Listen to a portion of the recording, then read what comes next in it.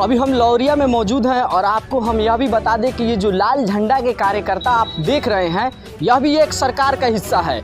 लेकिन सरकार के विरोध में यह लोग सड़कों पर तो उतरते हैं और कार्यालय का घेराव भी करते हैं। तो कहीं ना कहीं इन लोगों की जो वार्ता है वह सरकार से रूबरू सही से नहीं हो पाती है, जिसके कारण जो अधिकारियों के विरोध यह लोग सड़कों पर उतरते हैं और अधिकारियों का ये लोग घेराव करते हैं। हम इन लोगों से बात करते हैं और इन लोगों से भी जानेंगे कि आखिर में क्या कारण है जो कि ये लोग सरकार में खुद है और सरकार का कहीं ना कहीं एक हिस्सा भी ये लोग हैं, फिर भी सरकार के विरुद्ध ये लोग सड़कों पर उतरते हैं और कार्यालय का घेराव करते हैं। तो हम पहले बात करते हैं, क्या नाम होगा सर आपका? ओम प्रकाश क्रांति। आज आप लोग जो है लौरिया में प्रदर्शन कर रहे हैं और यहाँ पर जो थाने हैं, थाने के पास भी आप लोग गए हैं, वहाँ भी नारेबाजी किए हैं, जिसके बाद आप लोग कार्यालय यहाँ प्रखंड कार्यालय पहुँचे हैं। यहाँ पर भी आप लोग गेट पर ही बैठ गए हैं और आप लोग प्रदर्शन कर रहे हैं। इसका मुख्य कारण क्या है? देखिए, ये हम लोग जनता के जीवन से जुड़े हुए विभिन्न सवालों को लेकर के आज हम लोग ये प्रदर्शन कर रहे हैं। लौरिया अंचल और लौरिया प्रखंड जो है वह आकंठ भ्रष्टाचार में डूबा हुआ, लेकिन उसको यहाँ न्याय नहीं मिलता है। यहाँ के अंचल के बाबुओं को फुर्सत नहीं है, यहाँ के पदाधिकारियों को फुर्सत नहीं है।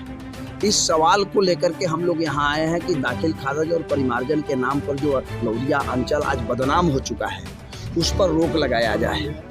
दूसरा सवाल है कि जो भूमिहीन लोग हैं, बिहार सरकार का एक पत्र आया हुआ है, जिस पत्र में ये साफ साफ कहा गया है कि तमाम ब्लॉक के अंदर, अंचल के अंदर जो अंचलाधिकारी हैं वो अपने हल्का कर्मचारियों के माध्यम से भूमिहीनों की सूची तैयार करावें और उस इलाके में सरकारी भूमि कितनी है इसको भी चिन्हित किया जाए, ताकि भूमिहीन लोगों को सरकार का ज़मीन सेटलमेंट करके उनको बसने के लिए दिया जाए और सरकार को उससे टैक्स मिले, उसकी आमदनी भी सरकार की बढ़े। कि बहुत सारे लोग हैं जो जिनका उम्र 60 बरस से ज़्यादा हो गया, बहुत विधवा महिलाएं हैं जिनको पेंशन नहीं मिलता है, और जो पैसे वाले लोग हैं वो अपना पेंशन पास करवा लेते हैं, गलत मेडिकल सर्टिफिकेट लगा करके 50 बरस वाला पेंशन पाता है और 65 बरस वाला पेंशन के अभाव में दर दर का ठोकर खा रहा है। इसलिए जो ज़रूरतमंद लोग हैं उन तमाम ज़रूरतमंद लोगों को पेंशन दिया जाए और पेंशन की राशि 300-400 नहीं हो, पेंशन की राशि को बढ़ा करके 3000 रुपया किया जाए। इस मांग को हम लोग यहाँ करने आए हैं और सरकार से लगातार हम लोग मांग कर रहे हैं कि जो विधवाओं को, जो अचलस्त लोग हैं, उनको जो पेंशन दिया जाता है इस महंगाई में वो 300-400 रुपया बहुत कम है, उसको बढ़ा करके 3000 रुपया किया जाए। किसानों के कर्ज माफ़ किए जाएं और उनके गन्ना का मूल्य जो है वो 500 रुपया क्विंटल घोषित किया जाए। इस सवाल को लेकर के आए हैं। जो हमारे नियोजित शिक्षक हैं उनको राज्यकर्मी का दर्जा दिया जाए, जो संविदा कर्मी हैं, जो विभिन्न स्कीम वर्कर्स हैं, उनकी सेवा स्थायी की जाए। लौरिया के ICDS कार्यालय में आकंठ भ्रष्टाचार है, यहाँ की CDPO आकंठ भ्रष्टाचार में लिप्त है। उसने दलालों का टीम बना दिया है और वो दलाल जो हैं वो आंगनबाड़ी केंद्रों पर पोषाहार बंटवाने के बजाय 50-50 का हिस्सा लगा लेते हैं। ये ICDS कार्यालय आकंठ भ्रष्टाचार में डूबा हुआ है, इसलिए ऐसे भ्रष्ट CDPO को अविलंब लौरिया से हटाया जाए। इस सवाल को भी हम लोगों ने उठाया है। जो लौरिया बाजार के सब्जी विक्रेता, मांस मछली विक्रेता, फल विक्रेता हैं, जो रोड के किनारे दुकान करके अपना परवरिश करते हैं, उनको बार बार उजाड़ने की धमकी दी जाती है। जाम लगने के नाम पर या दूसरे नाम पर उनके लिए अस्थायी बाजार की व्यवस्था की जाए। इस सवाल को हम लोग उठाए हैं। स्कूलों के अंदर विषयवार शिक्षक नहीं है जिससे गरीब का बच्चा पढ़ सके, इसलिए सभी विद्यालयों में, कॉलेजों में विषयवार शिक्षक की व्यवस्था की जाए।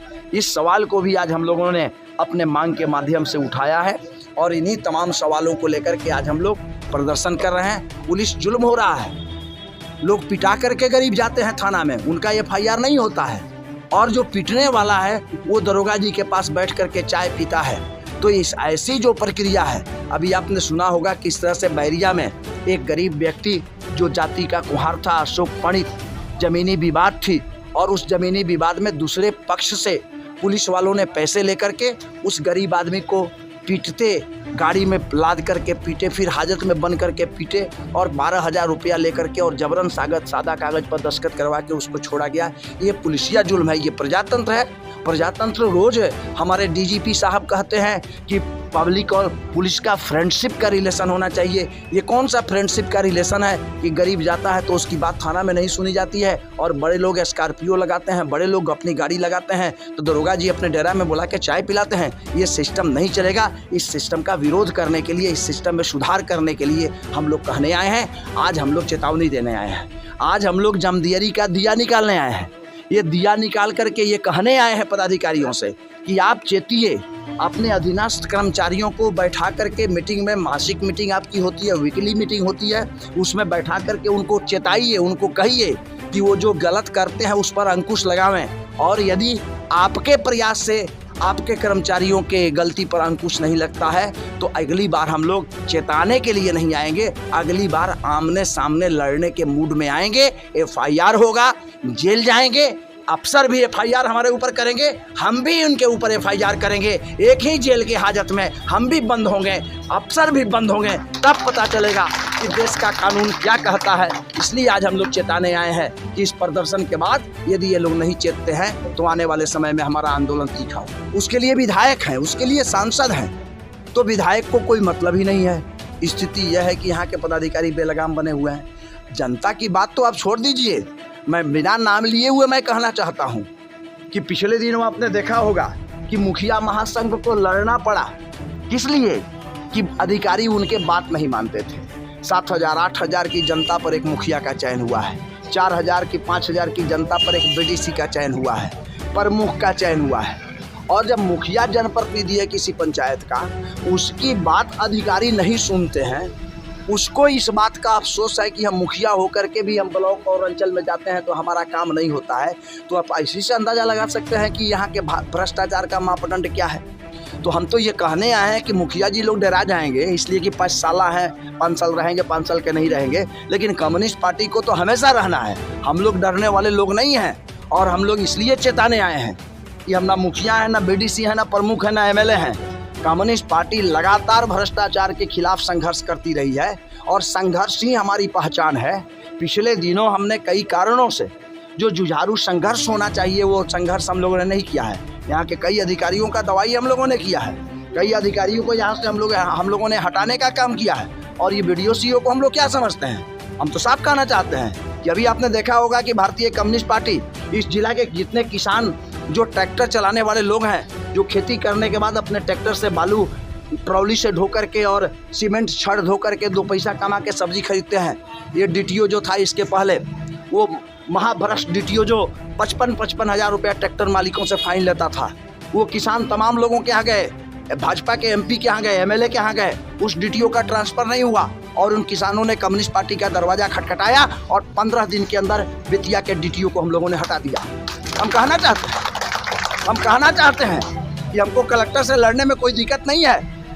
देवराज यहाँ देवरे साहब, नीलेश देवरे कलेक्टर थे और कन्हैया हमारी पार्टी में था और कन्हैया के प्रोग्राम को स्वीकृति उन्होंने दिया और फिर MP संजय जायसवाल के कहने के बाद उन्होंने स्वीकृति को रद्द कर दिया। और ये कम्युनिस्ट पार्टी लाल झंडे की ताकत है कि जो देवरे ने कन्हैया के कार्यक्रम को तय किया, 1 महीना भी पूरा नहीं हुआ, देवरे को चंपारण छोड़ा करके कम्युनिस्ट पार्टी छोड़ी, उनका ट्रांसफर हुआ यहाँ से। इसलिए हम तो साफ साफ कहने आए हैं BDO और CO से कि आप ये मत समझिएगा कि कम्युनिस्ट पार्टी आपके कानून से डरने वाली पार्टी है। या तो अपने चाल चलन में सुधार कीजिए, अपने कर्मियों के चाल चलन को सुधारिए, और नहीं तो आपके खिलाफ भी हम आंदोलन करेंगे। हमारे भी MLA हैं असेंबली में क्वेश्चन करने के लिए, हमारे भी MLC हैं असेंबली के अंदर क्वेश्चन करने के लिए। आज धरना और प्रदर्शन करने के बाद आप नहीं चेतिएगा तो हम अपने विधायक को कहेंगे सवाल उठाइए लौरिया के BDO और CO के खिलाफ में।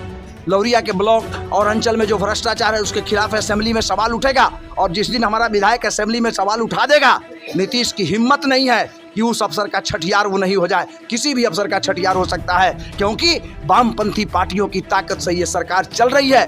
वामपंथी पार्टियों के ताकत के कारण नीतीश जी के MLA बिके नहीं तो नीतीश जी भी हवा इस बिहार के अंदर हो गए रहते और BJP उनको भी महाराष्ट्र की घटना की पुनरावृत्ति बिहार में कर दिया रहता। इसलिए नीतीश हमारी ताकत को जानते हैं। और आपने देखा होगा कि जब महागठबंधन की सरकार बिहार के अंदर बनी और नीतीश जी ने मुख्यमंत्री का शपथ लिया तो दिल्ली जाने में सबसे पहले वो हमारे पार्टी के राष्ट्रीय दफ्तर अजय भवन में गए और हमारे जनरल सेक्रेटरी डी राजा से मिल करके आए। ये कम्युनिस्ट पार्टी की ताकत है। लौरिया में थे और लौरिया में जो है भारतीय कम्युनिस्ट पार्टी के द्वारा विभिन्न सवालों को लेकर जो है प्रदर्शन किया जा रहा था, जो कि थाना होते हुए या बाजार होते हुए प्रखंड पहुंचे हुए। लौरिया से साफेसर अली, S9 बिहार।